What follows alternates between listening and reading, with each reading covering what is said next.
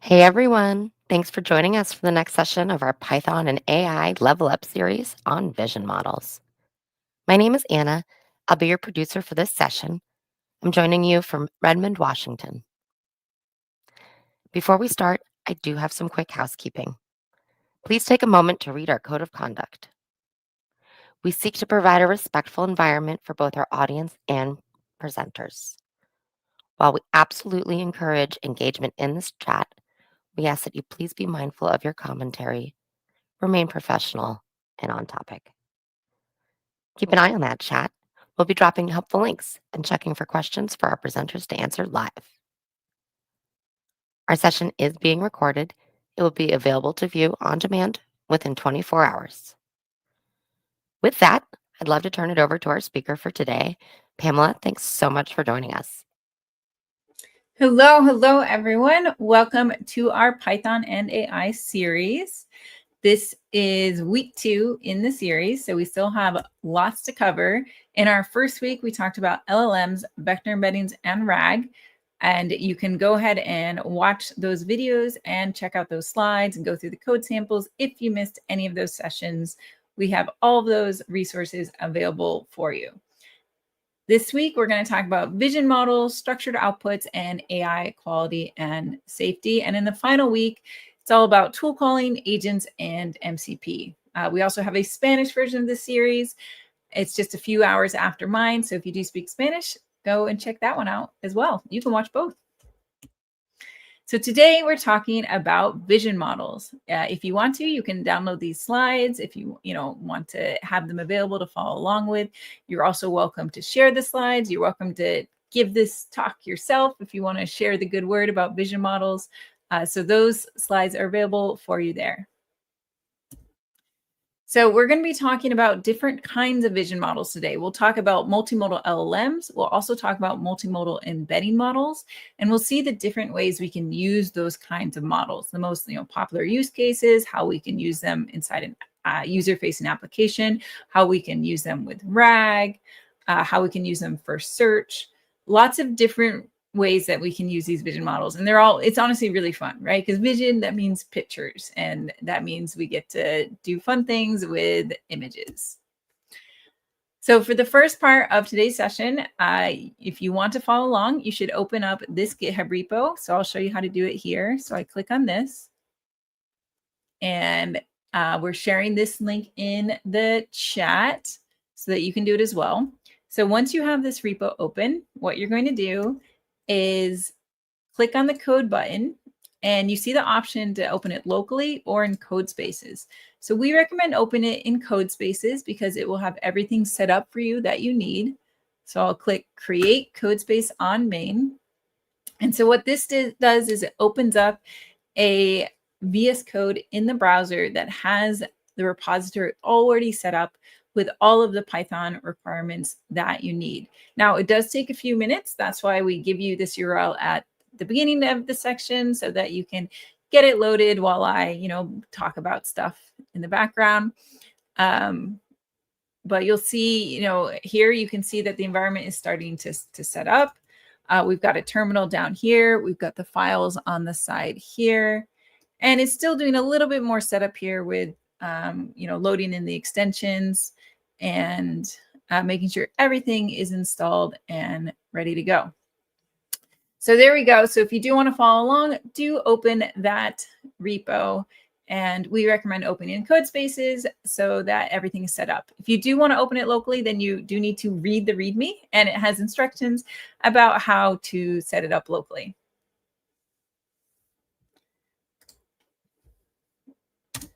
All right. So while that is setting up in the background, let's start talking about multimodal LLMs. So a multimodal LLM is a large language model that can accept images. For the most part, these LLMs accept images. Like when we say multimodal, you think to yourself like, oh, what about video and audio? And there are a few of them that accept video and audio. But right now, mostly when we say multimodal LLM, it does mean an LLM that can accept images or text, because that was a lot easier to add than going as far as video and audio. So how it works is that we send the natural language input, and the image to the LLM. Now, for the LLM to be able to understand those inputs, it has to turn it into things it understands. So for the natural language, it turns it into tokens. We talked about that during the LLM talk. And then for the image, it also turns it into tokens. It often will split it up into parts and then encode them as tokens somehow. So basically, when they do the whole training process for multimodal LLMs, they figure out how they can turn images into token encodings that are similar to the natural language encodings. So now the image is in a token space that the model can understand. So both, the natural language tokens and the image encodings get sent to the model, and then the model comes up with the next possible word. So even though these LLMs accept images and text, they're only outputting text. So they're only trained to output text still. So then we get back that text out.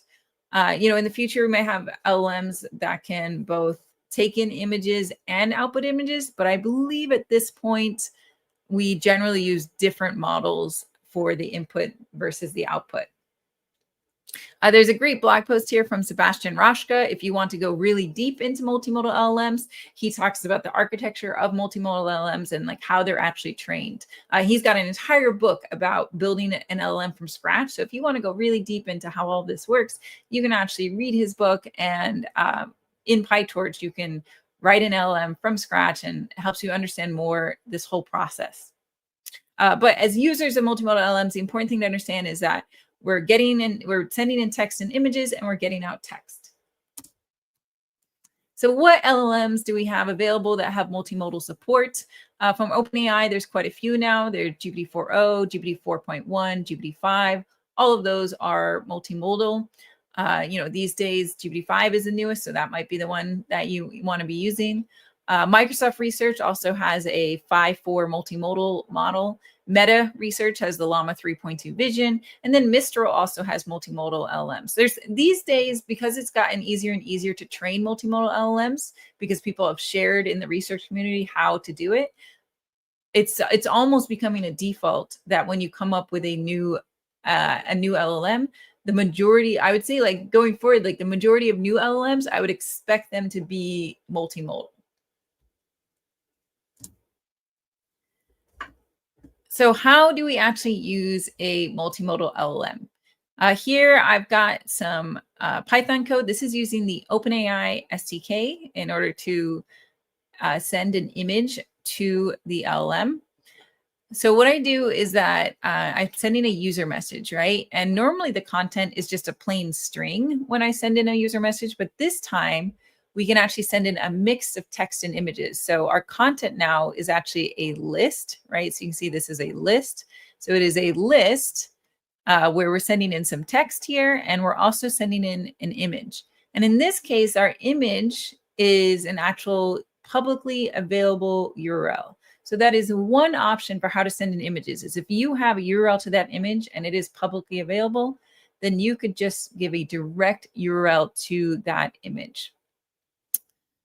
So if we go, now I'm going to go back to the Codespace and see that it's open here.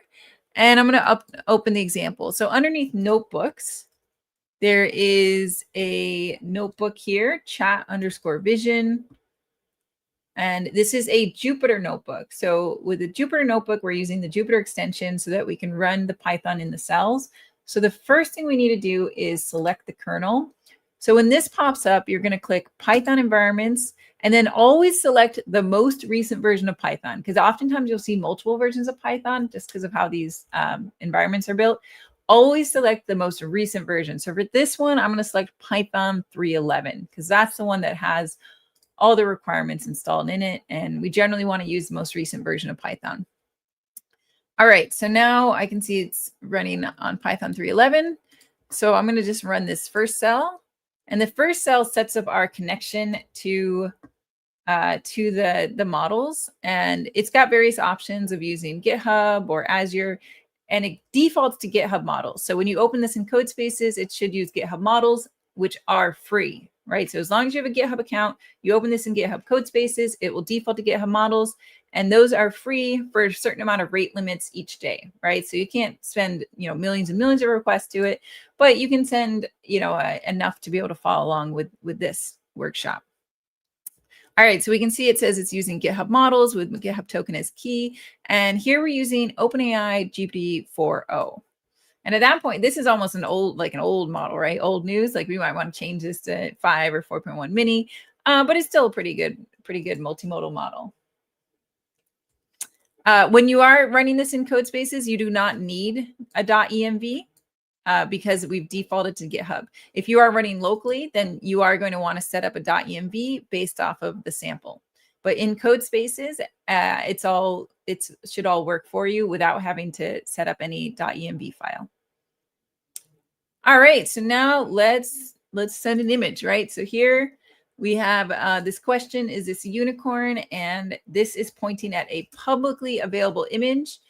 And you might already know the answer about whether it's a unicorn or not, but let's go ahead and send to the LLM, just making sure the LLM's, awake and able to understand this image. It says, no, this is not a unicorn. It's an illustration of a bovine, a type of cattle. And yeah, so it got that right. It didn't actually, normally it would get, I kind of want to change this to GPT. Let's do 5 mini. I haven't tried it. Let's try it with 5 mini. Okay. And see how 5 mini does with this one. Ooh, 5 mini got an error. Oh, right. You can't do temperature. I sent in a temperature here. GPT-5 mini is a reasoning model, and reasoning models do not accept temperature. But it's also a multimodal model. So we should be able to pass in an image to the GPT-5 model family. It does seem like it's being a bit slower than the other. There we go. So it says that is not a unicorn. It says it's either an ox or an aurochs. So it is an aurochs. That's what I was looking for. Yeah, so it's just interesting to see the different kinds of responses that different models will give. I'll go ahead and change it back to GPT-4o just because I think it's a little faster right now. But you can change the models and you'll get different responses, right? Because all of the models are trained slightly differently, and they have different amounts of understanding as well. I see some questions about, what if we erase a horn? I actually also there's another question you can ask, like, how do you turn this into a unicorn? This was a question I used to test it as a follow-up. And it was quite funny. Like with some of the models, there was one model, I think the Phi model, that said, you can't turn it into a unicorn because unicorns are mythical creatures and they don't exist. And I was like, well, true, they don't exist, but try to use some creativity here, right? But some models are very serious and they don't even want to turn anything into a unicorn. Here it says, yeah, this is how you turn it into a unicorn. This one's happy to turn it into a unicorn. All right, so that was with a public image, but most of the times you're not going to be sending in public images because most images that you're working with are probably going to be private, internal. So what you can do in that case is that you can use base64 encoding, right? So here, this is a little Python that can open up a file and read in that file and then use the base64, built-in library in order to encode that file in base64, right? So we get the base64 encoding and then we turn it into a data URI, which means it's a string that starts with data : and then the format, which is here, it's image/ping, and then base64, and then the string. So this is the function that you can use in order to turn your local image into a data URI that you can then pass in. So let's go try that out here. That's our function. And here I'm going to send in a PNG. This is the PNG. This is a picture that I took in Costa Rica. As we were going over, we were on a bridge and we saw this below and I was like, oh, yay. Very excited. Okay, so we're passing it in and we're telling it to open it. Now, one thing to keep in mind is that the LLM does not ever see the file name. The LLM only sees the bytes, right? So it's not going to, know anything based off the file name because it never sees the file names. So if I run this, And it says, these are, I said, are these alligators or crocodiles? It said, these are crocodiles.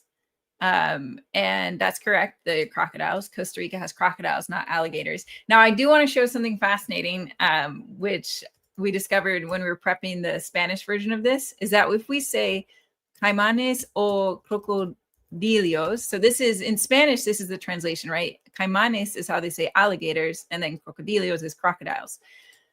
If we do this, I can usually confuse it into thinking the wrong answer. Okay, so now it says that they're caimanes, but remember that that's actually alligators. So in Spanish, it's saying, in English, it correctly identifies them as crocodiles. In Spanish, it gets confused and thinks they're alligators. And I think the reason for this is in that in English, we have this thing called a caiman, and a caiman is in the alligator family, not in the crocodile family. So I think it gets confused because remember, all these LLMs, they're trained across both, English and Spanish. And if it sees caiman a lot in English and associates that as actually, it's a type of, it's in the alligator family, but it is more crocodile-like than other alligators. So it's like, I think it's really really confuses it. Anyway, so it's pretty interesting that we can get the opposite answer just by translating it. And that's something you should keep in mind, is like, it doesn't take much to throw off an LLM,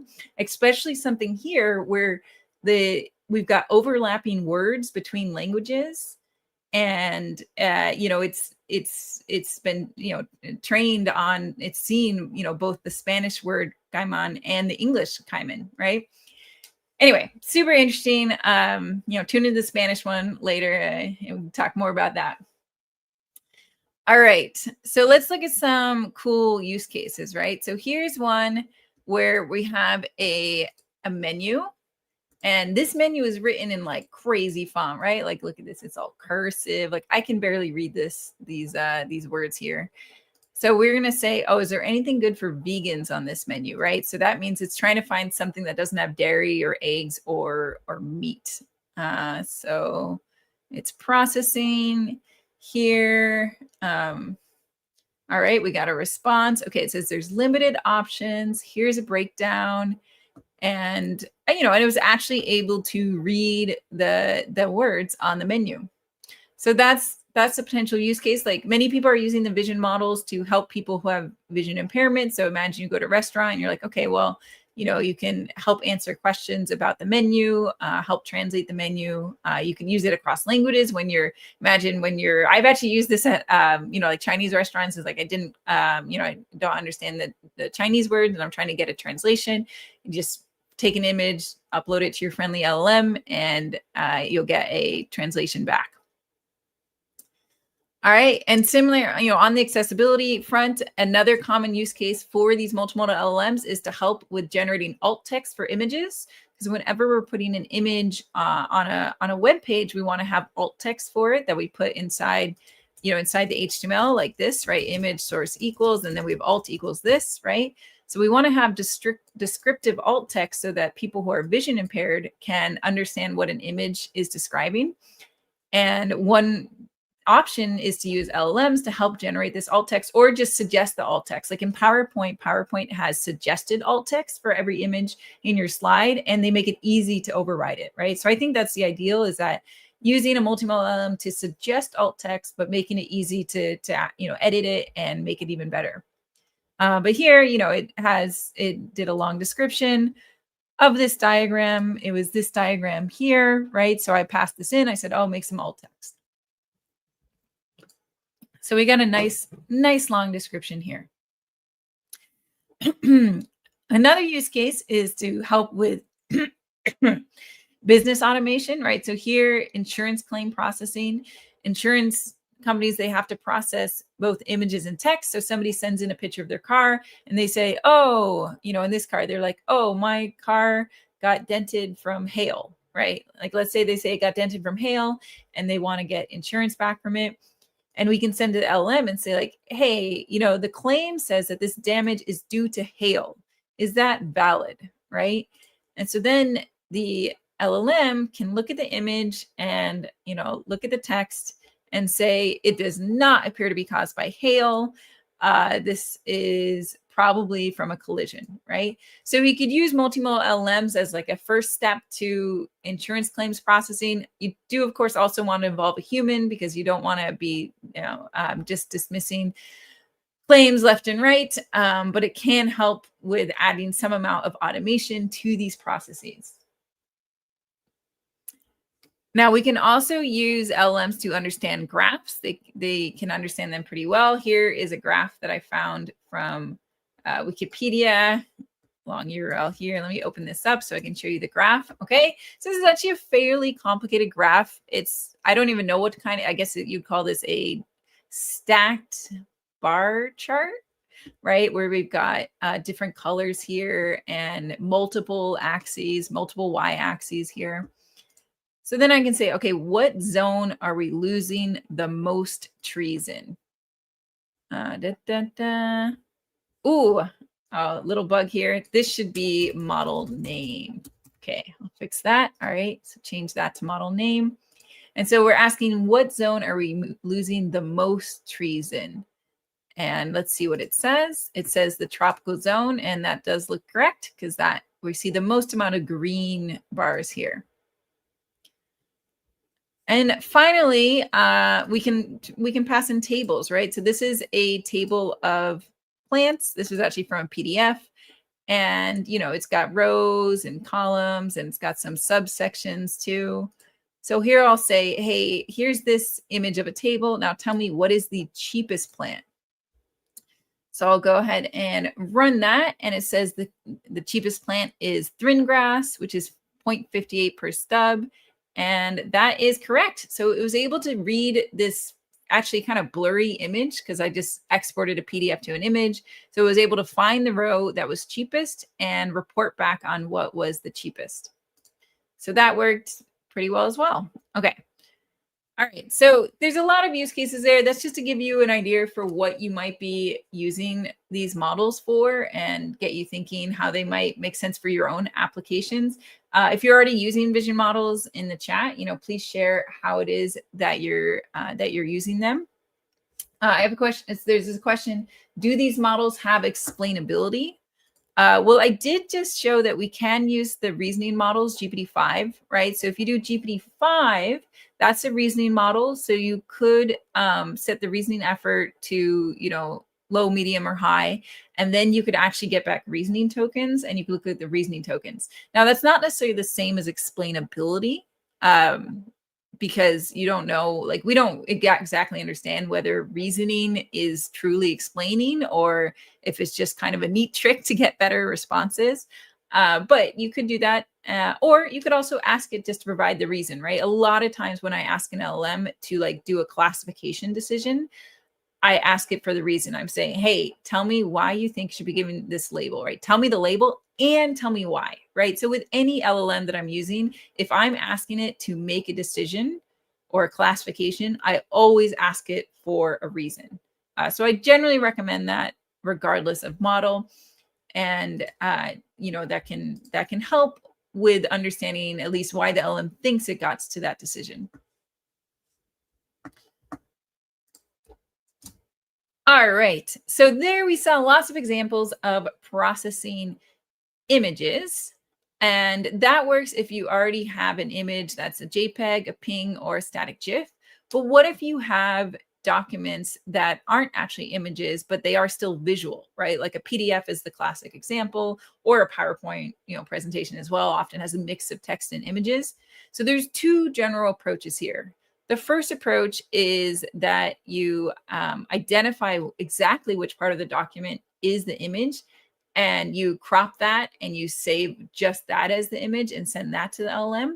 And we'll actually be talking about that later as part of the multimodal RAG. And the second approach is that you convert the entire document to an image, and we'll see an example of that. So let's look at the second approach for now. So how can we convert a document to an image? One approach that I often use is, if I have a PDF, I open that with PyMu-PDF, which is a Python package. And then I use the Python Pillow package, which is the Python imaging library. So I use the Pillow package in order to turn the PDF pixels into an image that I can then save or directly send to the LLM. So let's see what that looks like. All right, so this is another notebook, which is Chat PDF Images. And we need to start off with selecting the kernel. We're going to select that 3.11 again. And then we will connect. And we're connecting to GitHub Models again here. And then we're installing Pillow and PyMu PDF. Okay. And then here, ignore the squiggles. That just comes from an extension that doesn't know better. So here what we've done is we've said, okay, here is our PDF, plants.pdf. We're going to open that PDF. We're going to open each page of it in a for loop. And for each page, we're going to save as an image. So I've got them all saved here, right? So this is similar. It's, like the one we saw before, except it's actually quite long. It's, 14 pages long. And these are all plants that are available from my local native plant nursery. Okay, so we've got all those pages saved locally.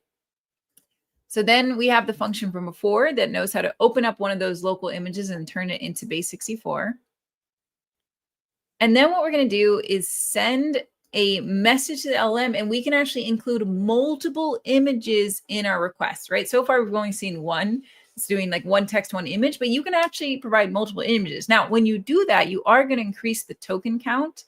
And every model has a different way of counting the tokens involved in images. And so you can look at the token counting calculators online for images in particular.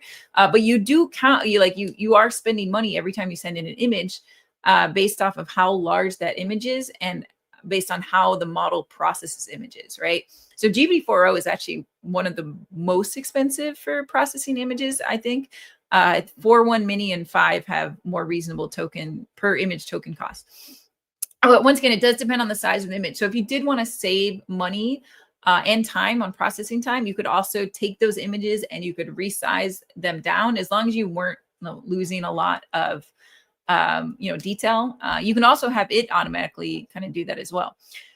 So anyway, so we've got our message, which is what plants are listed on these pages. And then here, I'm just going to process 3 pages just for, time's sake. So I'm going to process the first 3 pages.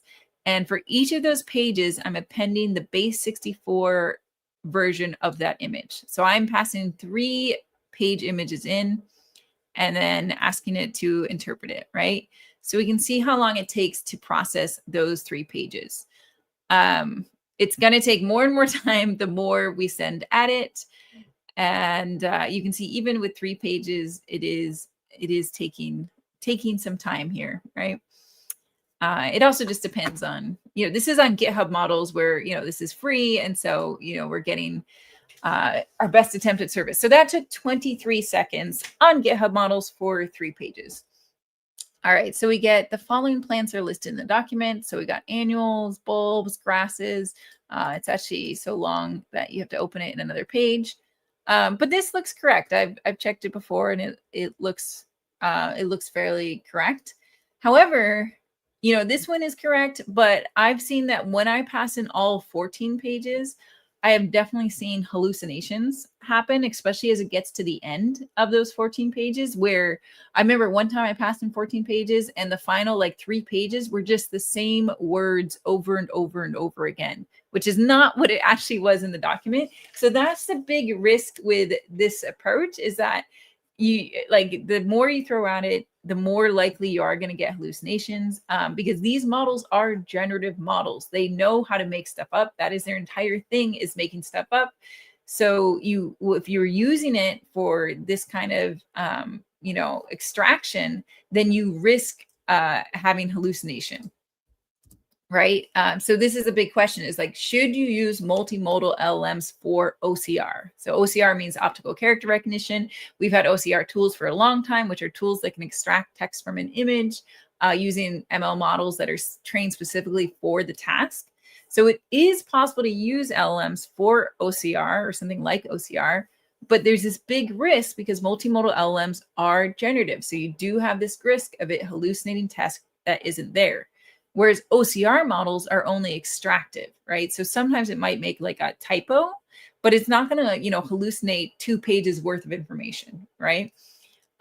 If you really do need OCR, that's when I generally use OCR service like Azure AI Document Intelligence, which is optimized for specifically for extracting text from lots of different kinds of inputs, and you know, is an extractive model and not a generative model. But for those of you who do really want to use it for OCR, you know, you can try it out. Make sure you put in some evaluation pipeline to see how it's doing. I would generally try to send in small amounts of data, right? Like with this PDF extraction text, I think you're going to get the best results if you send in one page at a time. The more you send in, the more you risk it, you know, generating something that's incorrect, right? So you're welcome to try to use it for OCR, but just do keep all this in mind and, you know, set up some sort of, you know, some sort of evaluation so that you can figure out when it is, you know, extracting things correctly. I see questions. How many tokens does a ping image take? All right, so let's look at the token image calculator. I'm trying to think what the most recent one was. It does depend on the model. Oh, this is the one I wanted. Great. Okay. So here, if we go, I was just saying like 4.0 is actually one of the more expensive ones. So, you know, if you have something that's like 640, 480, let's do that. Right. And so it says, so this one takes 425 tokens. Okay. That's 425. Let's compare that to, I think 4.1. Is that really the same? 4.1. I was saying that one's 425 too, which is the one that's really, oh, maybe it's the mini. Mini. Oh, there we go. Sorry. 4.0 mini is the one that is horrific. Never use the Jupyter 4.0 mini. Look at this. 14,000 tokens for this relatively small image. Okay, that's the one where they did this really, really weird way of calculating tokens that ended up meaning that you just would use up massive amounts of tokens. So that's the one that you shouldn't use. All the other ones are pretty reasonable, right? GPT-5, 350. So it's even less tokens than GPT-5. So they must have changed some of the pricing there. So yeah, so basically don't use GPT-4.0 mini. All the other ones are quite reasonable. It does depend on the image, how big it is, and how many times it has to slice it up based off its standard tile size, right? So the model's tile size is 512 by 512. It is, if it's bigger than that, then it has to decide how to slice it. All right, here, I'm going to post this in the chat so you can go and play around with that. All right. So now let's see how we can build a user-facing app using vision models. So for this demo, we're using the same repo, actually. This repo also contains an entire application that has a front end on it and a back end. And so let's go ahead and run this. All right, so I'm going back to our repo here. I'm going to close out the notebooks and then go to the README. And the README says how to run the development server. So I'm just going to take this command and open up my terminal by just dragging from the bottom here. Okay. So now I've got a terminal up. So I am going to copy and paste this into the terminal. I have to allow the clipboard because it's a code space. So you have to give permission. You can X that. All right. So now it is running. I'll allow that too. All right. So it is running on a port. So I'll open up that URL just by clicking on it. And that opens up a Codespaces URL in my browser. Oh, that's not the right one. That's the actual Codespace. All right. We can also go here. So if you go to your ports tab, then you can actually click through on the little ports tab. You click on the Earth icon. And so that brings us to the actual app. So here we've got the app open and I can upload a file. So we can do the same thing. Where here, I'll ask a different, where are these croc? If I want to avoid crocs like these, where should I not travel? I saw someone say they don't want to travel to Costa Rica. You should definitely travel to Costa Rica. It's amazing there. Just try to avoid the crocodiles. All right, let's see. Africa, Australia, Southeast Asia, Central, Costa Rica. Okay, so if you want to avoid crocodiles, you won't get to travel many places. There's quite a few crocodiles all over the world. Yeah, there we go. All right, so it's great. So this is the general app, right? You can see I uploaded an image, and and I got back an answer here. So how did this actually work? So we get back the user question. We send both the user question and the image to the backend. The backend sends them to LLM, and then we get back the response. Let's break that down a little bit more. So in the front end is just HTML and JavaScript, very simple. There's not even a framework like React. It's just HTML and plain JavaScript.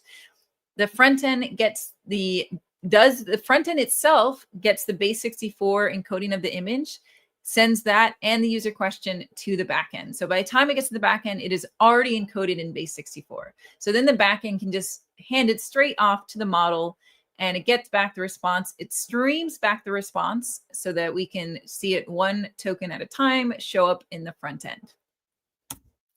So on the front end, this is the JavaScript for how it processes the file, right? So we get the file. When we get the file uploaded, we say, hey, let's turn that into base64. So then we get back the base64 encoding, and then we send that to the backend as a post request.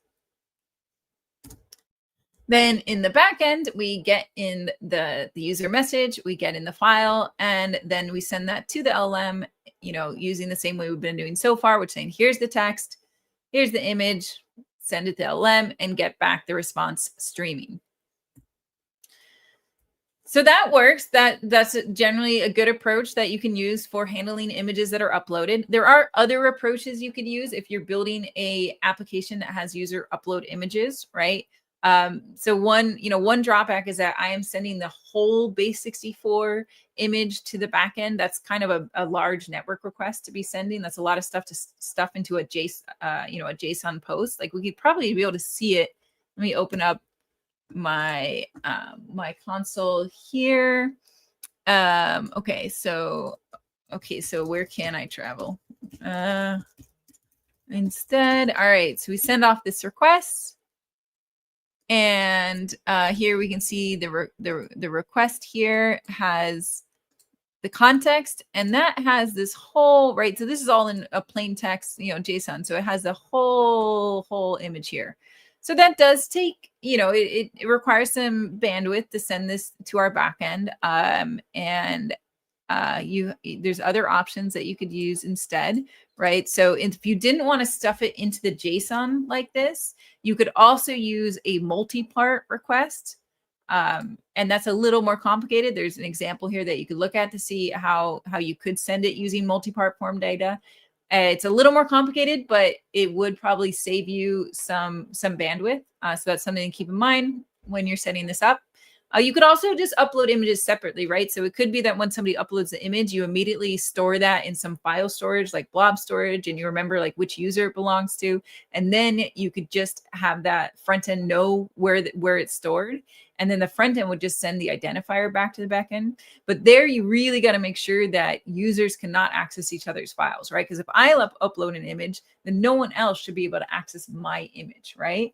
So if you're going to do that, just really, really think deeply about the security and the privacy and how you're going to make sure that you're not exposing people to each other's images. Okay. So there we go. And you can go ahead and explore the code for that. It's all inside the source folder. I did see a question of, can you use Flask? We talked about this in the first session on LLMs. When you are building an app that calls to an LLM, then you really should use a framework that supports async. So you can see here, all of my route handlers are all async. These are Python coroutines, and that means that I get better concurrency so that my app will scale better. So when I deploy this app and I have lots of users on it, by using an async framework like Quart or Fast API, then it can handle more concurrent requests because basically an async coroutine can be paused when a user request comes in, or when it's making a network request, it can handle more.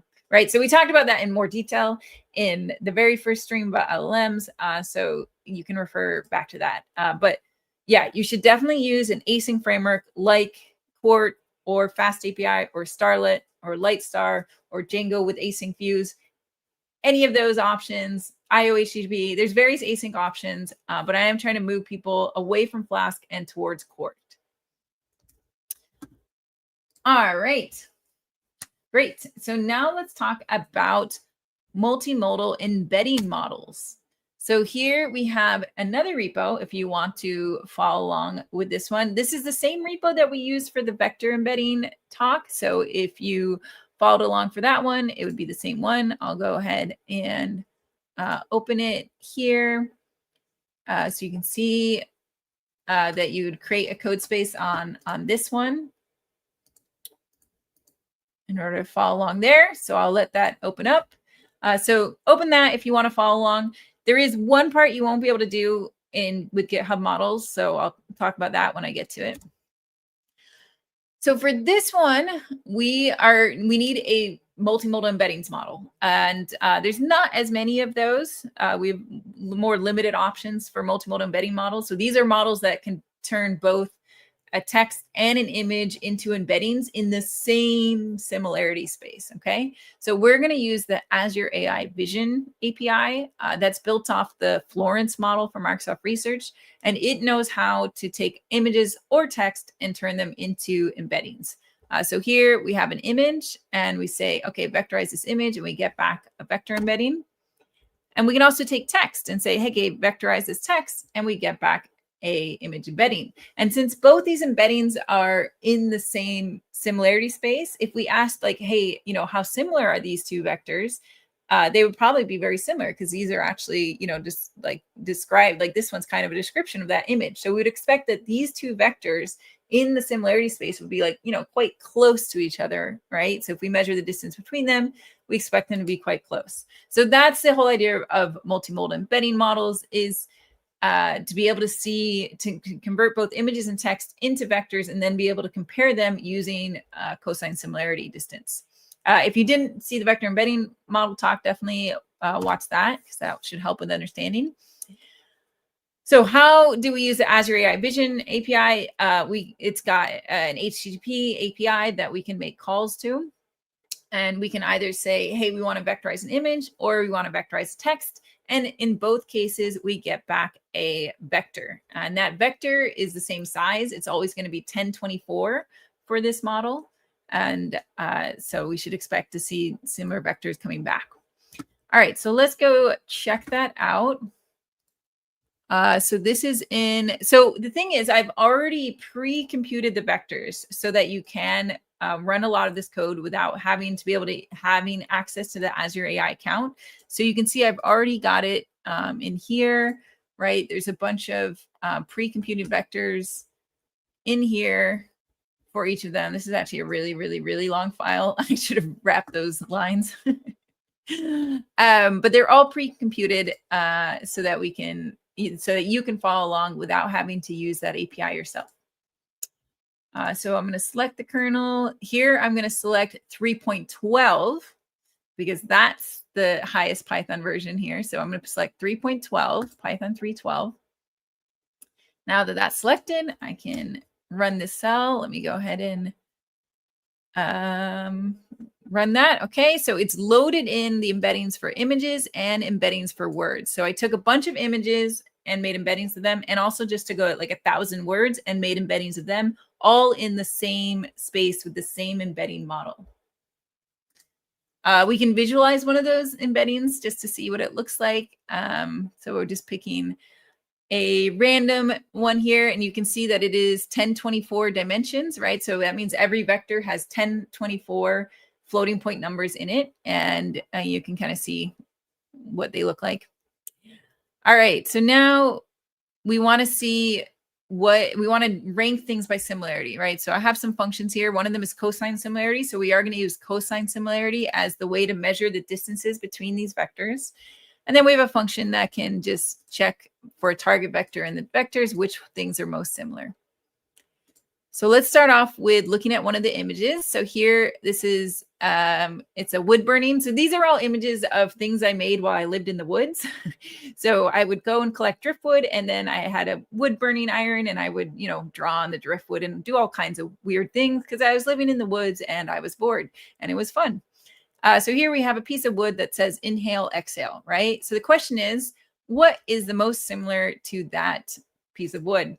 So we're going to go run most similar, and we see a bunch of results, and we do see the file names here, but the file names are not a part of the embedding at all. Only the image itself is part of the embedding. So to see why it's similar, we have to look at the actual embedding or the actual image, right? So it thinks the most similar one is another piece of wood where I wrote breathe. Here we also, it thinks an incense holder is similar. So then we start getting into kind of like things you might use for around like kind of meditation stuff, right? And then Hakuna Matata, right? Now it doesn't have a ton of options here. There's like 50 images or so, but it definitely got the correctly that the most similar thing here was another piece of wood with a wood burning on it. All right, now we can also check to see what's most similar to a string, right? So here I'm going to take like one of the words in the 1,000 words that I already have embeddings for and say, all right, what's most similar? So here I said time, and it got, no, it didn't find much that's like super similar to time. Let's see, night. So night, you would expect to see the dark ones. Yeah, candles, breathe again. What about like, we'll say woman. I have to select words that I've already got embeddings for. So, you know, it's kind of limited. So for women, it selects necklaces, probably because there's an association of women with jewelry, right? So that's all interesting. Now, what is the most fun is when we can search with brand new input, right? So far, we've only been comparing our existing images and the existing vectors we had on words. What's the most fun is when you can take brand new user input and say, hey, for this user input, what matches? For that, that's when you need to actually use the API, right? Because we need to generate a new vector. So this one is not going to run inside GitHub Codespaces because you do need to set up the Azure account. So if you want to run it later, you can deploy the Azure Vision API. So I'll go locally and set it up here, right? So this is going to connect to my Azure AI Vision endpoint, and it's going to make a request with the text and get back a vector, right? So here I'm going to say, all right, get me back the embedding for a beachy candle. Okay. So it is generating a new vector, and then it's comparing that vector to all the image vectors. And so it says, okay, this is a beachy candle. So that's quite appropriate because this is like shells and sand and stuff. All right. So then cool thing is this is also a multimodal space. So we could put in something even in Spanish, right? We can say El Rey de León. Oh, wait, I always mess this up. What's the right way to say Lion King? I'm sure someone will correct me, but let's pretend that's Lion King, and it's pretty close. El Rey de León gets back Hakuna Matata, right?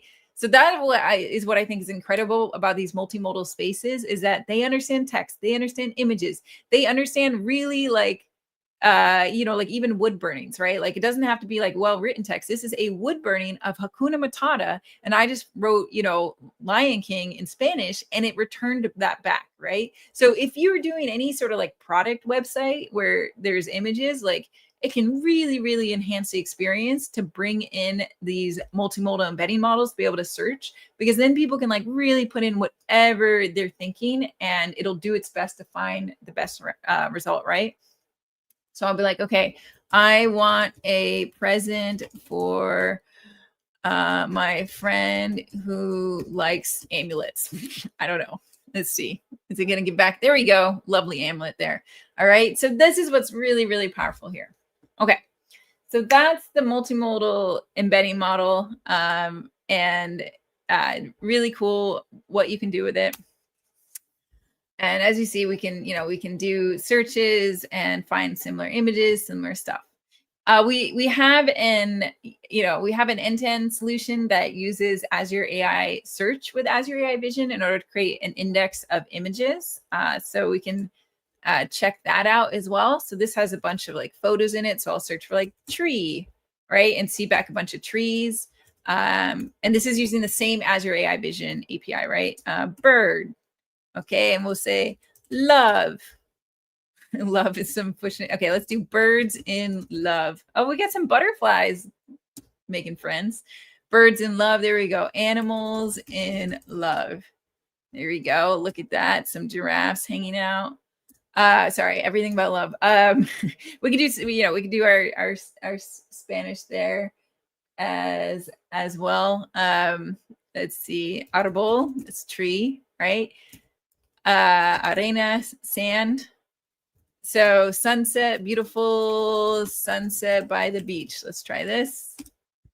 There we go. All right. So it's just really, really cool, and definitely something you want to consider if you've got, really image rich data, like a photo album or, a product search website. I think you want to add this sort of multimodal embedding experience to those user experiences. All right. So now let's talk about our final topic. We have 10 minutes left here. So we are going to talk about RAG with vision models. Now we have a open source template end-to-end solution that does implement RAG with vision support. So that is the RAG repo that I talk a lot about, which is aka.ms/ragchat, where you can get the repo. If you want to enable the feature that I'm showing today, there's a specific guide that shows how to enable it. It is not default right now because it does, incur extra costs and not everybody needs it yet. But you can follow that guide to see how you can set it up yourself. And then I'm going to open the demo so that we can see how it actually works here. Actually, I already have it open over here. Okay, great. So here it's running, right? So I said, okay, can you identify correlation between oil prices and stock market trends? And we get back an answer, and we see in the answer, the citations, there's both a PDF with a page number, and there's a PDF with a page number with a figure in parentheses. So that's really interesting. So what happened here is that the LLM answered based both off of text and images. So you can see these are the images, and it decided to cite one of those images. And then these are the text. And the text is interesting because the text includes descriptions of the images. So this is in fact a description of one of the images you see below. And then this is also a table that extracted. So we have very rich data here. We've got text that we extracted. We've got descriptions of the images we found. We've got tables we extracted, and then we have the images itself. So it's able to refer to all of those things when it's answering the questions. So how does this work? Okay. So when the user's question comes in, like the question I just showed, we take the text and we convert that to an embedding using the OpenAI text embedding model. We also convert that to an embedding using the AI Vision API that we just saw, right? So we have two embeddings in two different spaces.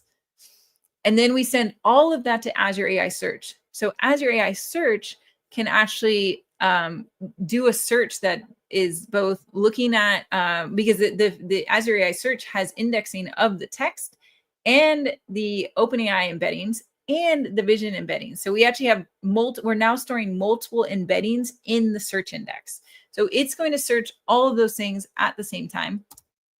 And it gets back, what it thinks are the best results. And each of those has associated images with it. And then it can send the original user question and those results to the LLM, and we get back the answer with citations. Now, the tricky thing here, in order to support this flow, is the ingestion, right? So when we ingest the data, we have to go about it very carefully so that we have everything in our search index that we need in order to do this flow. So let's talk about data ingestion. First, let's see how we normally do data ingestion when we're not worried about images, right? We use Azure Document Intelligence to get back the text, to extract the text out. Then we use Python to split that text. And then we turn that text into embeddings using the OpenAI text embedding models. So that's how we normally do ingestion. Now, let's look at how we do that with vision models. So this time, when we extract the text, we also tell Document Intelligence, like, hey, we need those figures. Give us back those figures as well. And so Document Intelligence will actually give us a bounding box and say, hey, there's a figure at, this coordinate and this coordinate, and goes from to this coordinate and this coordinate, right? So we'll get back that bounding box from Document Intelligence. So we use Python in order to open the PDF and extract out that image at the coordinates. We store that separate image in blob storage so that we have a URL for just that image. We make an embedding of that image using the AI Vision API. And we also ask Azure OpenAI GPT-4.1, like a multimodal model, right? We ask some sort of multimodal LLM to generate a description of that image as well, because then we add that description to the text chunks. So now you can see we have text chunks that have bigger descriptions and that those are embedded, and we have image embeddings, and we have image URLs. So we have a much richer index here that we can search on. Because now when we're searching, we're going to be searching both off of text chunks that have figure descriptions in it, and text embeddings and image embeddings. And we could like turn some of these off. Like at this point, there's the option to turn off image embeddings, because you don't even need it half the time, right? Because here, right, included vector fields.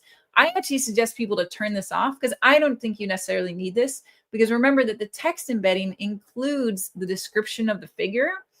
And I think that's good enough for the search, in my opinion. I haven't done a rigorous check of this, but I think you could probably turn off the image embeddings as part of the search and still get back really good search results because it's in there. That's different from what you send to the LLM. I think you should still send the images to the LLM, because there can be details in the image that helps answer the questions. But in terms of searching, I don't think you always need the image embedding. But anyway, we add all of that by default in case you want to use it, right? Now, when we do crop the image, there is something special we do, is that we need to be able to figure out how to cite that image. So we actually, after we crop the image, we extend the top of the image. We add like a header at the top where we put the file name it came from with the page number, and we make up like a figure name for it. We say, oh, this is figure 3.1. And so that way, when it's citing the image, the LLM can say, okay, this piece of information came from, this figure on this page. So that's really important, because remember, LLMs, they don't see file names. All they see is the data. So if we want to have a file name in the image, we have to actually put it in the image itself. And so that's how we do it. This is baked into the image. This is part of the pixels. And so this is what the chunk ends up looking like, right? We've got an ID, we've got the text content of the chunk. That text content includes the description of the image. I put it inside figure tags to make it clear what it is. So this is the description of the image. We've got, which page it came from, which file name it came from, and then we have the images itself. So here's, one image, and here is also the description of that image. So we store all of that in the search index so that we have the option to search on all of that and bring it out. Oh, also images has embedding. So I didn't show embeddings here because it would get really long, but we have the text embedding and the image embedding. In our system prompt, we do have to tell the LLM, like, okay, now you're going to be giving images. This is how you can find the citations for each image. And you can, look at the top, and that's how the citations work. And that's how I want you to do the citation. So that's important, is always to tell LLMs how to cite when you're building a RAG app. And then when we finally send it off to the LLM, we send off the question, we send off any of the associated images, and then we send off the text sources as well.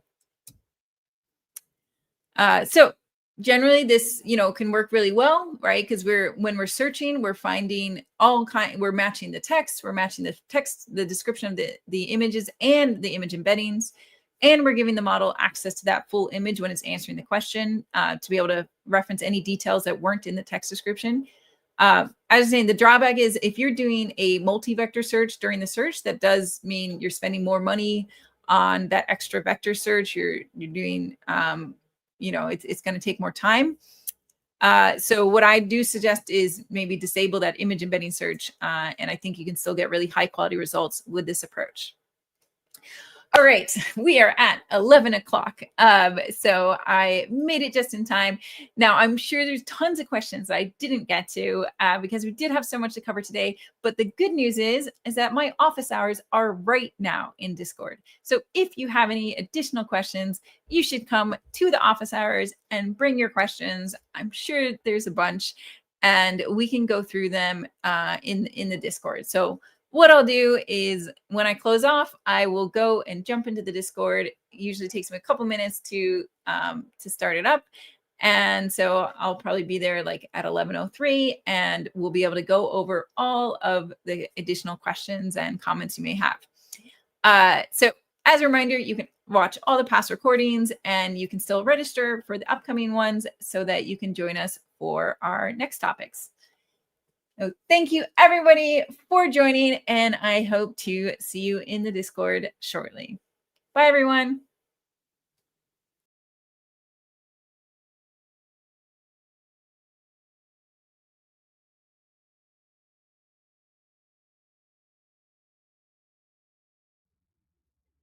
Thank you all for joining, and thanks again to our speakers. This session is a part of a series.